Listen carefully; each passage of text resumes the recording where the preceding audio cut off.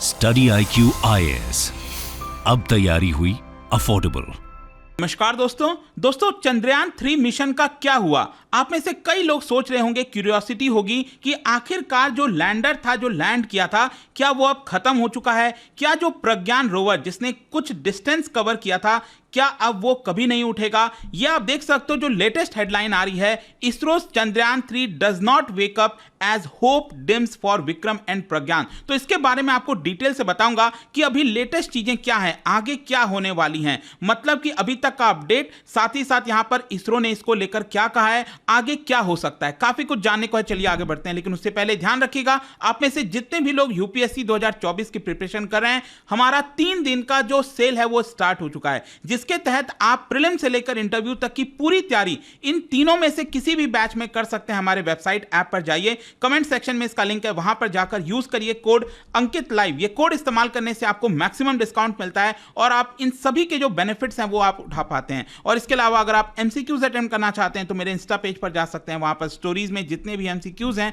वो आप अटेम्प्ट कर पाएंगे। चलिए शुरुआत करते हैं, लेकिन उसके पहले मैं जल्दी से आपको अभी तक जो भी कुछ हुआ है उसको थोड़ा गो थ्रू करा देता हूं, ताकि सारी चीजें आपके दिमाग में तुरंत आ जाएं। जैसा कि आपको याद होगा, 23 अगस्त ये वो दिन था, हिस्टोरिक डे था, जब हमने सॉफ्ट लैंडिंग अटेंड कर ली थी। चंद्रयान 2 मिशन फेल होने के बाद फाइनली चंद्रयान 3 मिशन हमने अचीव कर लिया था। और फिर अगले दिन क्या होता है, जो लैंडर में से, विक्रम लैंडर में से जो रोवर है वो निकल कर आता है और वो चांद की सतह पर चलने लगता है। फिर उसके 2-3 दिन बाद खबर आती है कि यहां पर जो चेस्टे पेलोड था विक्रम लैंडर के अंदर, उससे हमें यह पता चला कि जो चांद का सॉइल होता है विद इन 10 सेंटीमीटर, चांद के सॉइल में डीप अगर आप सिर्फ 10 सेंटीमीटर देखोगे तो 50-60 डिग्री सेल्सियस से लेकर वहां से जो नीचे अगर आप जितना जाओगे तो बहुत ज्यादा ठंडा देखने को मिलता है, -10 डिग्री सेल्सियस देखने को मिलता है। तो जो सॉइल का टेम्परेचर है वो हमने यहां पर पता किया। फिर उसके अलावा यहां पर जो सल्फर का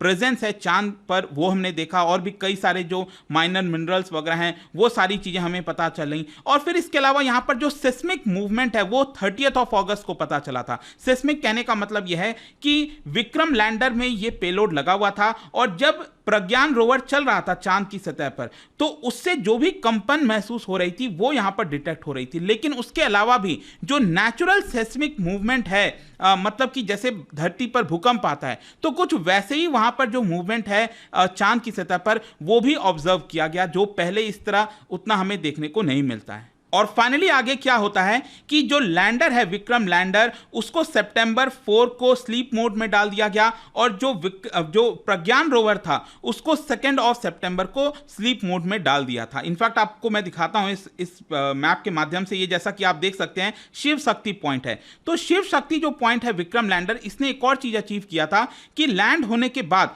वापस से इसके इंजन को इग्नाइट किया गया, इसको ऑन किया गया, और ये थोड़ा सा ऊपर जाकर ये बगल, मतलब जस्ट कुछ 2-3 सेंटीमीटर ही यहां पर बगल में जो है ये वापस से लैंड किया, तो वो हमने अचीव किया था। तो विक्रम लैंडर तो वहीं का वहीं है लगभग, आप कह सकते हो शिव शक्ति पॉइंट के पास। और जो प्रज्ञान रोवर है, जैसे कि आपको पता होगा, ये पहले विक्रम लैंडर से निकलता है, इस तरह से चलता है, और सामने आप देख रहे हो ना, यहां पर एक क्रेटर था बड़ा सा। इनफैक्ट ये आप देख सकते हो, ये प्रज्ञान रोवर का कैमरा है जिसने ये क्रेटर का फोटो लिया था।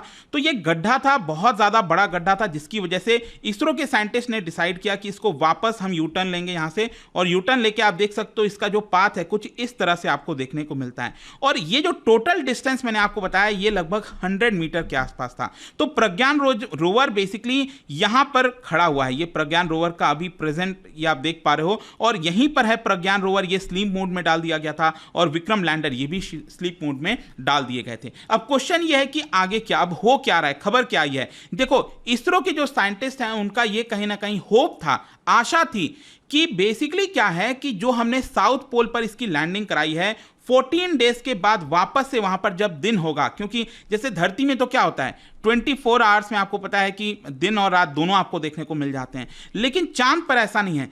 चांद पर अगर आप देखोगे वहां पर 14 डेज का नाइट होता है और 14 दिन का नाइट होता है और फिर 14 दिन आपका होता है, ठीक है। तो इस तरह से वहां पर चलता है लूनर साइकिल जिसको कहते हैं। तो वहां पर जो साउथ पोल पर यहां पर हमने लैंड किया, वहां पर क्या था कि 3rd और 4th सितंबर के बाद रात स्टार्ट होने वाली थी। तो 14 डेज के बाद हमें ये स्टार्ट करना था। तो इसरो के साइंटिस्ट ने डिसाइड किया कि हम 22 ऑफ सितंबर से इसके इंजन को स्टार्ट करने की कोशिश करेंगे। लेकिन अभी तक क्या हुआ है कि यहां पर सनलाइट आने के बावजूद, क्योंकि क्या है ना कि आपने देखा ही है कि जो प्रज्ञान रोवर है, विक्रम लैंडर है, उसमें सोलर पैनल्स वगैरह लगे हुए हैं, तो जो भी इलेक्ट्रिसिटी का सोर्स है वो सोलर पैनल के माध्यम से है। तो इसरो के साइंटिस्ट ऐसा सोच रहे थे कि अगर हम इसको स्लीप मोड में डाल देंगे और 14 दिन के बाद वापस से जब वहां पर दिन होगा तो हमारा जो रोवर है और जो लैंडर है, हो सकता है, देखो ये कंफर्म नहीं था लेकिन ऐसा सोचा जा रहा था कि हो सकता है वो वापस से स्टार्ट हो जाए। ये एक्सपेक्टेशन थी, और एक्सपेक्टेशन इसलिए भी थी, मैं आपको बता दूं, चाइना ने जो अपना लैंडर भेजा था 2019 में, चैंगी 4, और उनका जो रोवर था U22, ये आप देख सकते हो, ये चाइना का लैंडर और रोवर था। 2019 में ये गया था चांद की सतह पर, और चाइना तीसरा देश बना था ये करने वाला। तो ये एक्चुअल में स्टार्ट हो गया था, जी हाँ, ये 14 डेज के बाद स्टार्ट हो गया था।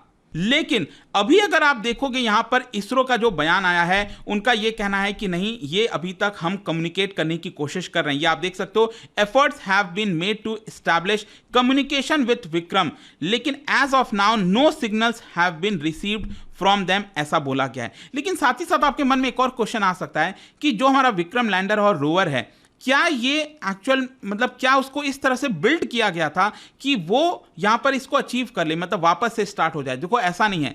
जो इलेक्ट्रॉनिक्स विक्रम और प्रज्ञान में लगाए गए थे वो वैसा डिजाइन नहीं किया गया था कि चांद पर जो इतना ज्यादा ठंड हो जाती है, एक्चुअली जब रात होती है ना वहां पर, तो जो टेम्परेचर है वो -200 डिग्री सेल्सियस तक भी चला जाता है। इसका मतलब ये हुआ कि उसके अंदर जो इलेक्ट्रॉनिक्स वगैरह है वो फ्रीज हो जाएंगे, और फ्रीज होने की वजह से आपने देखा होगा ना कि क्रैक हो जाता है, मतलब अंदर अगर कोई चीज फ्रीज हो रही है तो उसके अंदर एक्सपेंशन और कॉन्ट्रैक्शन होता है, तो इलेक्ट्रॉनिक्स डिवाइस बेसिकली उससे डिस्ट्रॉय हो गए होंगे। तो ऐसा माना जा रहा है यहां पर। लेकिन फिर भी क्या था कि इसरो के साइंटिस्ट ऐसा आशा कर रहे थे कि शायद हो सके तो ये वापस से स्टार्ट हो जाए, हो सकता है कि हमें और अपॉर्चुनिटी मिल जाए वहां पर चांद की सतह पर, जो साउथ पोल है वहां पर और सारे एक्सपेरिमेंट करने का। लेकिन ये चांसेस 50-50 थे। अब आगे क्या, देखो यहां पर इसरो के जो चेयरमैन है के सिवान जी, फॉर्मर चेयरमैन, आपको याद होगा, उन्होंने कहा कि we have to wait and see, this is not the end. कहने का मतलब यह है कि अगले 13 दिन तक, मतलब कि जब से ये सूरज मतलब रोशनी पड़ी है, दिन स्टार्ट हुआ है चांद का, तो जब तक रात नहीं हो जाती अगली, तब तक यहां पर इसरो के साइंटिस्ट कोशिश करते रहेंगे लैंडर और रोवर के साथ कम्युनिकेट करने की। तो अगले आप कह सकते हैं कि आई थिंक शायद 5 या 6 अक्टूबर तक कोशिश यहां पर जारी रहेगी। उसके बाद अगर ये नहीं रिस्पॉन्ड करता है तो शायद उसको माना जाएगा कि अब वो स्टार्ट नहीं हो पाएगा, ठीक है, क्योंकि फिर से रात होगी और फिर से और ज्यादा ठंड हो जाएगी। तो कुछ चमत्कार हो जाए तो एक अलग चीज है। लेकिन यहां पर अगर आप में से कई लोग सोच रहे हैं कि अगर ये स्टार्ट नहीं होता है तो क्या, देखो यहां पर इसरो ने यही कहा है कि अगर ये स्टार्ट नहीं होता है तो जहां पर रोवर और लैंडर हैं वो एक तरह से भारत के लूनर एम्बेसडर की तरह रिप्रेजेंट करेंगे, ठीक है, वो वहीं पर रहेंगे हमेशा के लिए। कंक्लूजन क्या निकलता है, देखो कंक्लूजन यह है, despite not waking up past it's life time, मतलब हमारा मकसद था वही 14 दिन, जब तक दिन है तब तक वो काम करेगा, ये हमारा मकसद था। हमारा मेन मकसद था चंद्रयान 3 मिशन से कि हम सॉफ्ट लैंडिंग करा सकें और रोवर को सतह पर चला सकें। सबसे मेन मकसद यही था जो हमने आसानी से अचीव कर लिया। और फिर इसके अलावा भी मैंने आपको बताया कि कई सारे हमने अचीवमेंट किए, कई सारी चीजें फाइंडिंग हमने कोशिश की वहां पर पता लगाने की, तो वो सब कुछ हो चुका है और भारत चौथा देश बन गया है। यूएस, सोवियत यूनियन और चाइना के बाद चौथा देश बना है ये करने वाला। तो एक बड़ी अचीवमेंट है। देखते हैं क्या कुछ अगर हो पाता है कि नहीं, कुछ चमत्कार हो जाए, वापस से स्टार्ट हो जाए तो एक अलग चीज है। जाने से पहले एक इंटरेस्टिंग क्वेश्चन, क्या बता सकते हो मून की सतह पर सबसे जायंट क्रैटर कौन सा है, सबसे बड़ा क्रैटर? इसका राइट आंसर आप सबको पता है, मेरे इंस्टाग्राम पर तो मिलेगा ही, वहां पर अगर आप नहीं हो कोई बात नहीं, टेलीग्राम से ले सकते हैं इसका सही उत्तर। मैं कई सारे जो एमसीक्यूज हैं वो यहां पर स्टोरीज में डालता रहता हूं। बाकी अगर आपको पीडीएफ चाहिए तो टेलीग्राम पर आइए, अलग अलग सोशल मीडिया पर आप जुड़ पाओगे। और जैसा मैंने आपको बताया, यूपीएससी की अगर आप तैयारी कर रहे हो, कोई भी बैच लेना चाहते हैं, just use the code Ankit live to get maximum discount. कोई भी अगर आपको बैच लेना हो, जल्द से जल्द, ये 3 दिन का सेल चल रहा है, वो आप ले पाओगे। एंड आई होप कि वीडियो आपको पसंद आया होगा। मिलता हूं आपसे next time. Till then, thank you very much, see you soon. Study IQ IAS, अब तैयारी हुई अफोर्डेबल।